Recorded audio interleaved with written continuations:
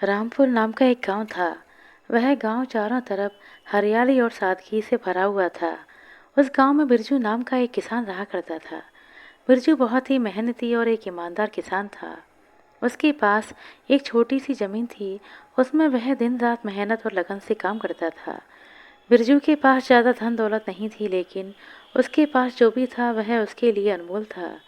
एक दिन बिरजू अपनी पत्नी से कहता है, अरे भाग्यवान, मुझे जल्दी से खाना दो, मुझे जल्दी जाना है। हाँ जी, मैं आपका खाना अभी निकाल देती हूँ। मगर सुनिए जी, आप इतनी जल्दी में क्यों हैं?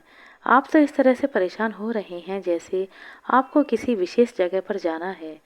भाग्यवान, मुझे आज खास जगह पर ही जाना है। आज मुझे जमींदार जी ने अपने घर बुलाया है। क्या आपको जमींदार जी ने बुलाया है? भला ऐसा क्या खास काम आ गया जो उन्होंने आपको बुलाया है? पता नहीं भाग्यवान, अब तो वहाँ पर जाकर ही पता चलेगा कि उन्होंने मुझे क्यों बुलाया है। जानकी बिरजू को खाना देती है और कहती है, सुनिए जी, आपसे एक बात करनी है। जमींदार जी के घर आप जल्दी ही घर वापस आइएगा। जानकी, तुम ऐसा क्यों बोल रही हो? कुछ बात है क्या? मैं नहीं चाहती कि आप ज़्यादा समय तक घर के बाहर रहें। रास्ते ठीक नहीं है और ठंड भी पड़ने लगी है।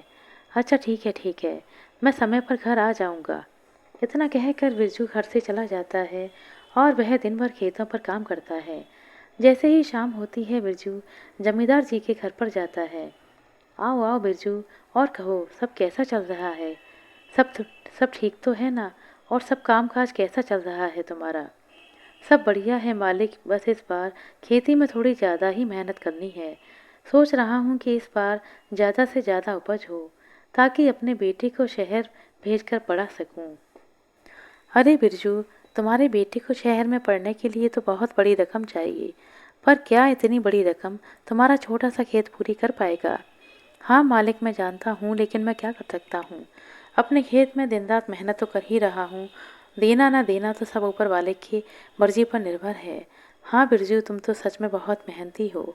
अरे मैं तो तुम्हें एक बात बताना ही भूल गया। क्या बात है मालिक, कहिए ना। मेरी गेहूं की बोरियां शहर पहुंचानी हैं। अगर तुम अपनी बैलगाड़ी से मेरा यह काम कर दो, तो बदले में मैं तुम्हें अपनी 5 बीघा जमीन जोतने के लिए दे दूंगा, और उसका कोई भी किराया या पैसा तुमसे नहीं लूंगा। मालिक, क्या आप सच कह रहे हैं? इतना बड़ा सौदा, और वह भी मेरे लिए? बिरजू, आज तक मैंने कभी झूठ नहीं बोला। यह तुम्हारी ईमानदारी और मेहनत को देखते हुए तुम्हारे लिए मेरी तरफ से यह तोहफा है। तुम अपने बेटे को शहर में पढ़ाओ, लिखाओ और एक बड़ा आदमी बनाओ। मैं आपकी यह बोरियां ज़रूर शहर पहुंचाऊंगा मालिक, और आपकी ज़मीन में इस पर इतनी मेहनत करूंगा कि आपकी फसल दोगुनी हो जाएगी। आपका यह एहसान मैं कभी नहीं भूलूंगा। इतना कहकर बिरजू वहाँ से अपने घर को चला जाता है और घर जाकर अपनी पत्नी से कहता है, अरे भाग्यवान, कहाँ हो? जरा मेरी बात तो सुनो। तभी वहाँ पर जानकी आती है। अजी, क्या हुआ? आप तो बड़े खुश दिखाई दे रहे हैं। कोई खास बात है क्या? एक बहुत अच्छी खबर लेकर आया हूँ। जमींदार साहब ने मुझे अपनी 5 बीघा ज़मीन खेती के लिए दी है, और उसकी फसल में से भी कुछ भी नहीं लेंगे। उसमें से जितना अनाज उगेगा वह सब हमारा ही होगा, पर इसके बदले में मुझे उनकी गेहूं की बोरियां अपनी बैलगाड़ी से शहर पहुंचानी होंगी। यह तो बहुत अच्छी बात है। ऐसा मौका हर किसी को नहीं मिलता। अगर ऐसा हुआ तो हमारे पास भी अच्छे खासे पैसे आ जाएंगे। अब लग रहा है कि हमारे दिन बदलने वाले हैं। अब हम भी अपने बेटे को शहर भेजकर अच्छी शिक्षा देंगे। मैं उसको हर वह चीज़ दूंगा जो मुझे नहीं मिली। अब मुझे अपना सपना सच होता नजर आ रहा है। तभी उसका बेटा वहाँ आता है और कहता है, पिताजी, शहर से लौटते समय मेरे लिए समोसे लेते आना। मुझे समोसे बहुत अच्छे लगते हैं। ठीक है बेटा, मैं तुम्हारे लिए समोसे लेकर आऊँगा। अगले दिन बिरजू घर से जल्दी निकल जाता है और जमींदार जी के यहाँ पहुँचता है। वहाँ से बोरियां अपनी बैलगाड़ी में रखकर शहर के लिए निकल जाता है। बोरियां लेकर बिरजू शहर में किशन लाल के यहाँ पहुँचता है। तब किशन लाल बिरजू से कहता है, अरे बिरजू, तुम्हारा यहाँ शहर में कैसे आना हुआ? तुम यहाँ क्या कर रहे हो? काका, जमींदार जी ने आपके यहाँ बोरियां पहुँचाने को बोला था। अरे हाँ बिरजू, मैं तो भूल ही गया था। जाओ, हमारे यहाँ बोरियां तुम रखवा दो। हाँ, आप फिक्र ना करें, मैं रखवा दूंगा। अच्छा, तुम बहुत दूर गांव से आए हो, तो चलो कुछ नाश्ता पानी करा देता हूँ। मैं तुम्हारा ज़्यादा समय नहीं लूँगा। चलो और चलकर कुछ खा लो। अरे नहीं नहीं काका, रात होने से पहले घर पहुंचना है। अच्छा तो ठीक है, अब तुम जाओ। और हाँ, सेठ जी से कहना कि अभी भी हम उनका गेहूं संभाल कर रख रहे हैं। ठीक है काका, अब मैं चलता हूँ। अगली बार जब आऊँगा तो नाश्ता पानी अवश्य करूँगा। बिरजू चलते चलते थक जाता है और एक जगह पर बैठ जाता है। तभी उधर से एक किसान आता है। अरे बिरजू भाई, आप यहाँ क्या कर रहे हो? अरे भाई क्या बताऊँ, जमींदार जी की बोरियों का हिसाब लेने आया था, मगर रास्ते में चलते चलते इतना थक गया, सोचा कि थोड़ी देर बैठ कर आराम कर लूँ। अच्छा, बोरी का हिसाब लेने चले थे और खुद ही बैठ गए। यह तो अच्छा हुआ कि मैं यहाँ आ गया, वरना तुम तो यहाँ अकेले ही बैठे रहते। अरे नहीं भाई, अब मैं घर की ओर निकलता हूँ। रात होने से पहले मुझे घर भी पहुँचना है। अरे भाई तो चलो हम साथ में चलते हैं, मुझे भी घर जाना है। कुछ ही दूर चलने पर एक समोसे वाले की दुकान आती है। समोसे की दुकान देखकर बिरजू कहता है, अरे जरा रुको भाई, मुझे थोड़े समोसे खरीदने दो। मेरे बेटे ने समोसे मंगवाए हैं, उसे समोसे बहुत अच्छे लगते हैं। बिरजू समोसे और जलेबी लेता है और कुछ ही देर में चलते हुए अपने घर पहुंच जाता है। घर पहुंचकर वह बेटे को समोसे देते हुए कहता है, लो बेटा, समोसे और जलेबी। उसकी पत्नी उससे कहती है कि अजी, आपको इतनी देर कैसे हो गई? आज तो आपको बहुत समय लग गया। इतनी देर से कोई घर आता है क्या? मैंने आपसे कितनी बार कहा है कि घर समय पर आया कीजिए, मगर आप हमेशा किसी न किसी काम में व्यस्त हो जाते हैं और समय से घर नहीं आते। भाग्यवान सेठ जी के घर गया था। उनकी गेहूं की बोरियों को शहर में पहुंचाना था। बोरियों को जगह पर देने में देर हो गई। भाग्यवान काम में तो थोड़ी देर सब्र चलती ही रहती है। चलो छोड़ो और मुझे खाना दो। अच्छा ठीक है, मगर आपको जलेबी समोसे लाने की क्या ज़रूरत थी? अभी वैसे भी हमारा पैसे के मामले में हाथ तंग है। भाग्यवान, तुम दोनों की खुशी से बढ़कर मेरे लिए और कुछ भी नहीं है। तुम दोनों के चेहरे पर खुशी लाने के लिए अगर मुझे पूरी दुकान भी खरीदनी पड़े तो मैं वह भी कर सकता हूँ। चलिए बस अब रहने दीजिए, बातें बनाने की कोई ज़रूरत नहीं है। बातें करते हुए पूरा परिवार मिलकर खाना खाता है और फिर सो जाता है। बिरजू दिन रात एक करके खेत पर काम करता है, बहुत ही कम समय में अच्छी फसल उगा लेता है। बिरजू की पड़ोसी को यह देखकर बहुत जलन होती है। पड़ोसी की पत्नी उससे कहती है, सुनिए जी, क्या आपने सुना बिरजू को जमींदार साहब ने 5 बीघा जमीन खेती के लिए दी है? बिरजू तो पहले से ही अच्छा खासा कमा लेता था, अब तो उसके पास 5 बीघा जमीन और आ गई। अब तो वह बहुत जल्दी अमीर हो जाएगा। हाँ भाग्यवान, सुना तो मैंने भी है। सच कहूँ तो मुझे भी उसकी खुशी बर्दाश्त नहीं हो रही। हर बार हर चीज़ बिरजू की ही किस्मत में क्यों आती है? जो भी हो, हम कर सकते हैं। अच्छा, अभी उसकी फसल तैयार होने दीजिए, तब देखेंगे हमें क्या करना है। उसी समय हम कोई कदम उठाएंगे। अभी कुछ भी करने का कोई फायदा नहीं होगा। भाग्यवान, तुम ठीक ही कह रही हो, मगर बिरजू बहुत ही तेज इंसान है। उसे धोखा देना इतना आसान नहीं। हमें कोई ना कोई तरकीब निकालनी होगी, जिससे कि सांप भी मर जाए और लाठी भी ना टूटे, हमारा काम भी हो जाए और पता भी ना चले। मुझे सब पता है, आप चिंता ना करो। जब उसकी फसल तैयार होगी तब हम देखेंगे क्या करना है। ठीक है भाग्यवान, अब मैं अच्छी तरह से समझ गया हूँ। असली खेल तो तब शुरू होगा जब उसकी फसल पककर तैयार हो जाएगी। तब देखना हम बिरजू को कैसे सबक सिखाते हैं। अब मैं भी चुप नहीं बैठूंगा। इधर बिरजू पूरी लगन से अपने खेतों में काम करता है। अच्छी फसल उगाने के लिए वह अपनी जी जान लगाकर मेहनत करता है। उसकी मेहनत का पसीना यह गवाही दे रहा था कि उसकी फसल कितनी अच्छी होने वाली है। ऐसे ही कुछ समय बीत जाता है और बिरजू की फसल पककर तैयार हो जाती है। तब पड़ोसन की पत्नी कहती है, सुनिए जी, बिरजू की फसल पककर तैयार हो गई। यही सही समय है, हमें कोई ना कोई कदम उठाना होगा। अरे हाँ भाग्यवान, इस बार तो हमें बिरजू को अच्छे से सबक सिखाना ही होगा। मगर मुझे समझ में नहीं आ रहा है कि हम उसकी फसल को बर्बाद कैसे करें।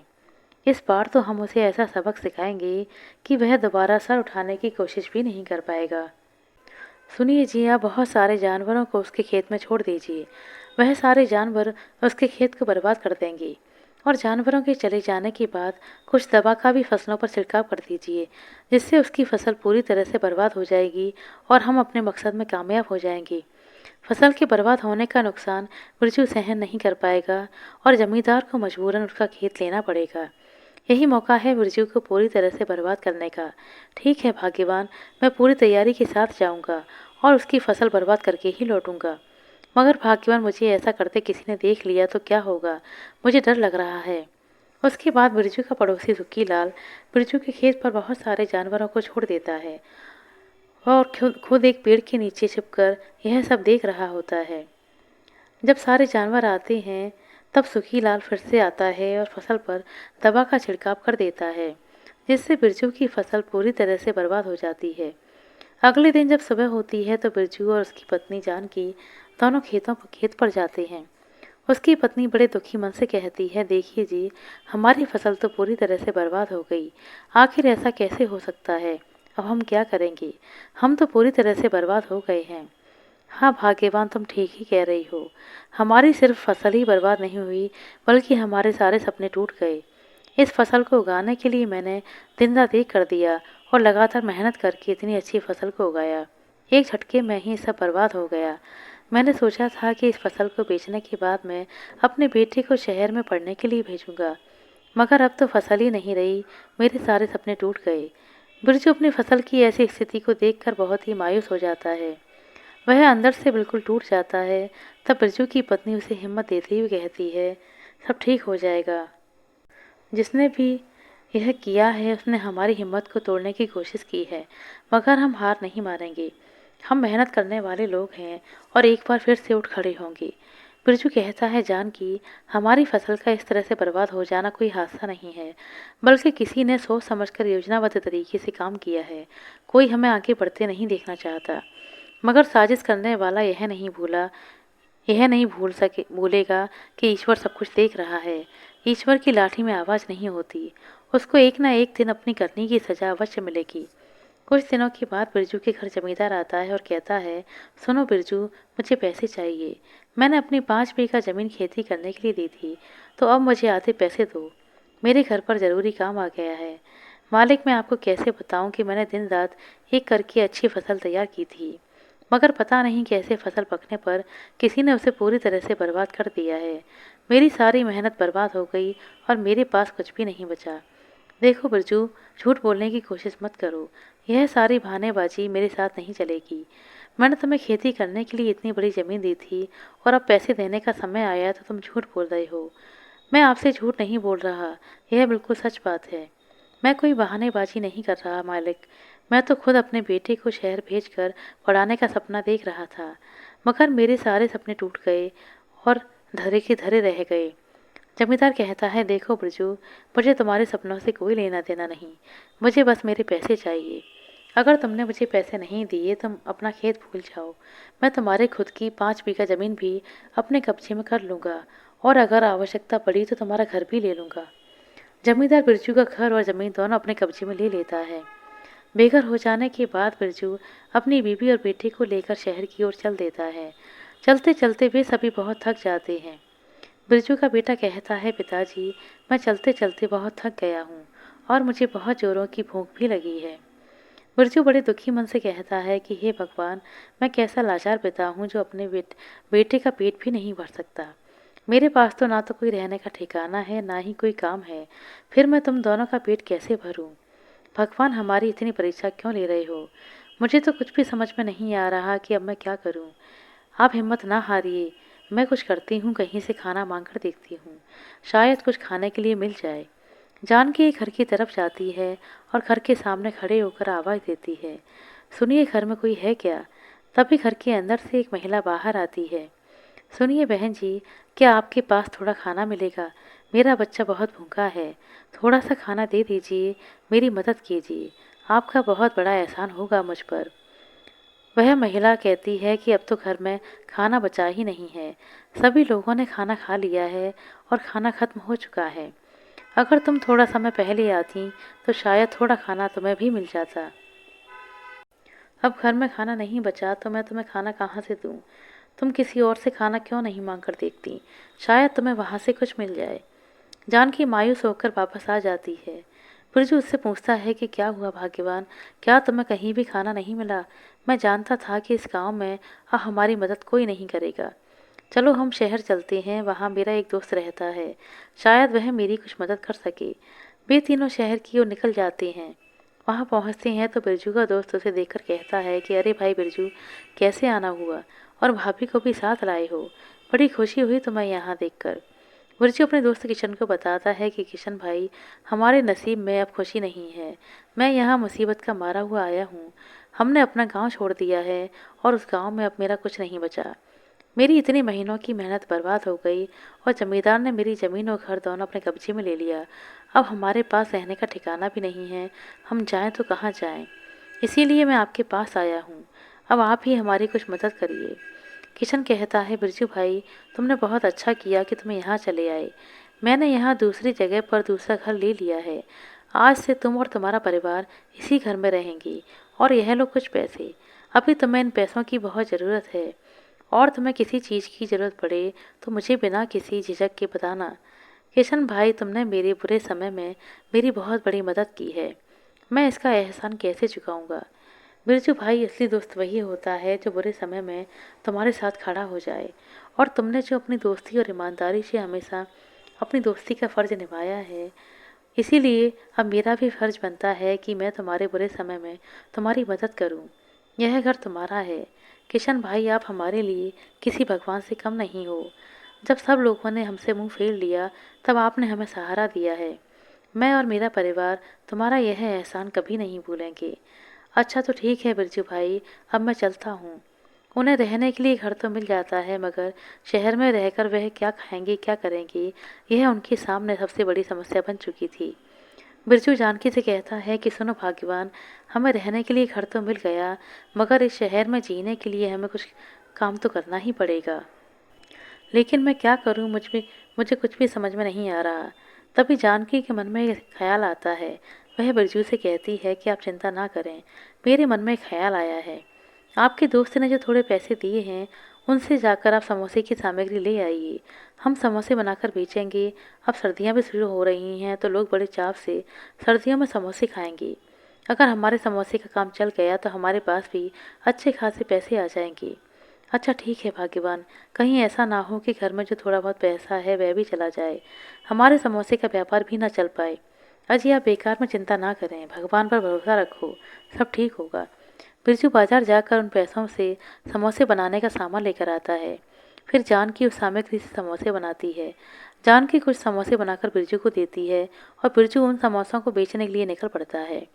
बिरजू हर जगह आवाज़ लगाता है कि समोसे ले लो, समोसे, खस्ता समोसे ले लो। एक महिला बिरजू से समोसे लेने के लिए घर से बाहर आती है। अरे भैया, यह समोसे देखने में तो बहुत स्वादिष्ट लग रहे हैं, कैसे दे रहे हो? बहन, बिल्कुल अच्छे और गर्म समोसे हैं, 2 रुपए का एक समोसा है। बोली, बहन कितने दूँ? अच्छा ठीक है, 10 समोसे दे दो भैया। बिरजू 10 समोसे उसे देता है और पैसे लेकर आगे निकल जाता है। धीरे धीरे करके बिरजू के सारे समोसे बिक जाते हैं और बिरजू घर वापस आ जाता है। वह घर पहुंचता है तो अपनी पत्नी से कहता है कि जानकी, एक गिलास पानी तो दो, मैं बहुत थक गया हूँ। हाँ जी, अभी लेकर आती हूँ। सुनिए, क्या हुआ, क्या कुछ समोसे बिके या नहीं? हाँ जानकी, हमारे सारे समोसे हाथों हाथ बिक गए। इस तरह बिरजू प्रतिदिन समोसे बेचने शहर जाता और वहाँ से सारे समोसे बेचकर वापस अपने घर आ जाता। इस तरह समोसे का व्यापार बहुत अच्छा चल निकला। धीरे धीरे बिरजू ने अपनी एक दुकान खोली जिसमें वह चाय बेचा करता और समोसे बनाकर बेचा करता। बिरजू के दिन बदलने लगे थे और उसका बेटा एक अच्छे स्कूल में पढ़ने लगा था। उसके दिन बदल गए और वह तीनों आसानी से खुशी खुशी ज़िंदगी बिताने लगे। आशा करते हैं दोस्तों आपको मज़ा सुनाई गई है, कहानी अच्छी लगी होगी। कहानी अच्छी लगी हो तो कृपया लाइक कर दें, शेयर कर दें। चैनल पर नए हैं तो सब्सक्राइब कर लें। अपने कीमती समय देने के लिए बहुत बहुत धन्यवाद। मिलते हैं अगली वीडियो में, तब तक के लिए नमस्कार।